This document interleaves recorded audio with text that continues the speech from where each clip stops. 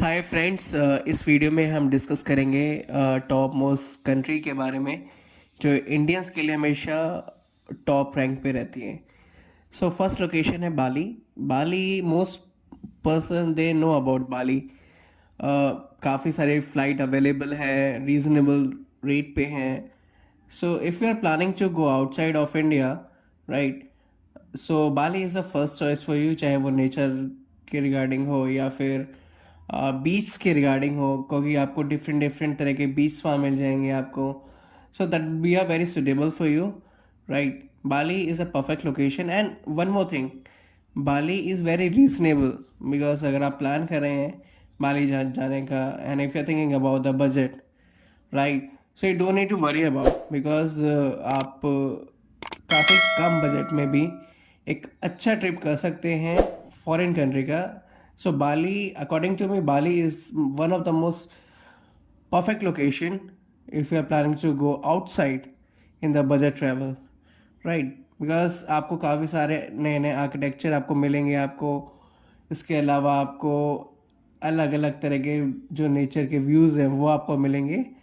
सो मेरे हिसाब से Indonesia, Bali is the top ranking. Okay, so you just need to visit there. ठीक है, बाली आप जाइए, आप इंजॉय कीजिए। डायरेक्टली फ़्लाइट अवेलेबल है Delhi, Mumbai, Kolkata, Chennai. So you can take the flight from Delhi and all the locations. Malaysia is also the favorite location for Indian person. अगर आप इसके अलावा कोई और कंट्री में प्लान कर रहे हैं जाने के लिए, अगर आप जाना चाहते हैं अगर अपार्ट फ्रॉम इंडोनेशिया या फिर किसी और लोकेशन के अलावा, so Malaysia is a very great choice for you. Because the same thing is कि बजट फ्रेंडली है आपके लिए, कोई प्रॉब्लम वैसे होगी नहीं मलेशिया जाने में, because we have the directly flight from so many location from Delhi, Mumbai, other location as well.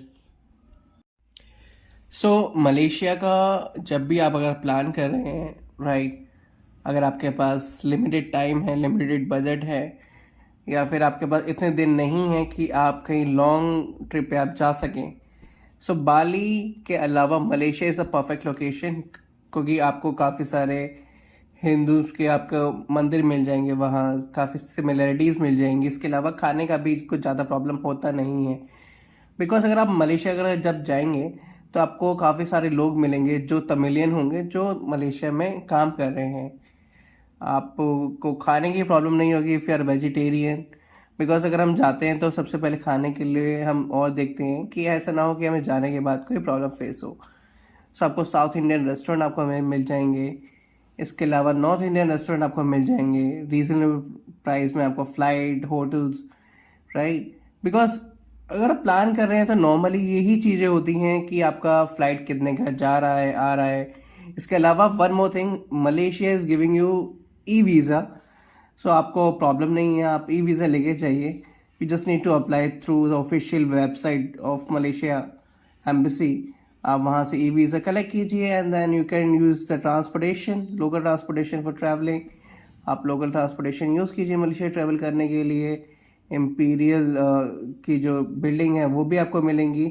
सो काफ़ी अच्छा लोकेशन है, you just need to visit there Malaysia.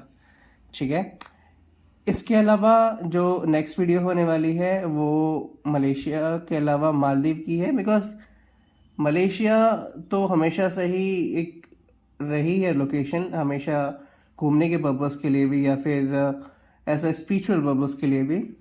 Maldives is also the part of are trip. Because अगर आप मालदीव भी plan कर रहे हैं, so this is for the honeymoon location. अगर आप कहीं ऐसे एरिया में जाना चाहते हैं कि पीस, समुद्र के पास में अपना जो टाइम है वो स्पेंड कर सकें, अपना फैमिली टाइम स्पेंड कर सकें अपने पार्टनर्स के साथ में, राइट, क्वालिटी टाइम स्पेंड कर सकें, so Maldives is a perfect location. आप कहीं से भी, आप इंडिया के किसी भी एयरपोर्ट से आप डायरेक्टली फ़्लाइट ले सकते हैं और इसके अलावा आप मालदीव पहुंच सकते हैं।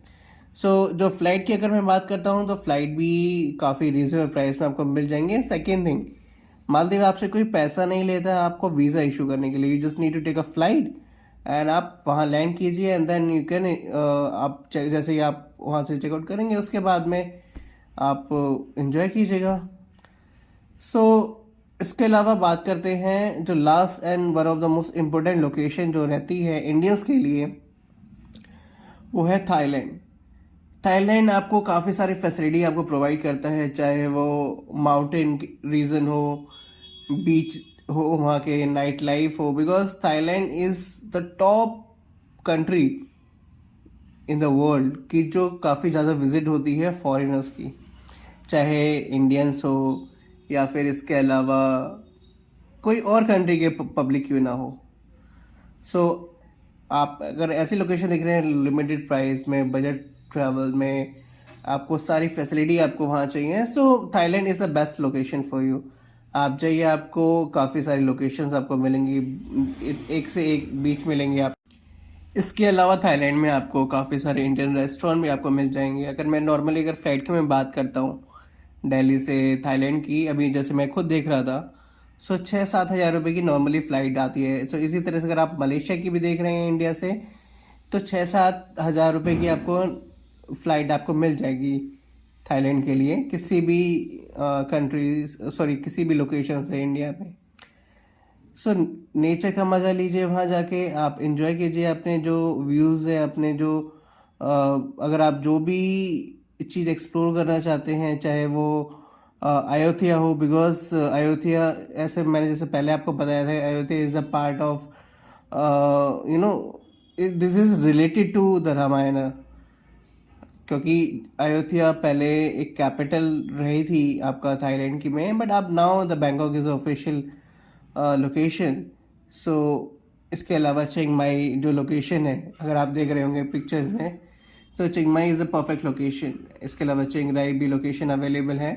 सो आपको वहाँ मस्ट विज़िट करना चाहिए, आपको एंजॉय करने चाहिए, बिकॉज फीफी आइलैंड भी वहाँ अवेलेबल है। इसके अलावा आपको पुकेट भी आपको मिल जाएगा। Pocket is a perfect location, ठीक है। आप वहाँ अपने कुछ एक्टिविटी या फिर कुछ एडवेंचर करना चाहते हैं, so you just need to explore. Because अगर मैं बात करता हूँ, फ़्लाइट भी रीजनेबल प्राइस में है, बजट फ्रेंडली भी है।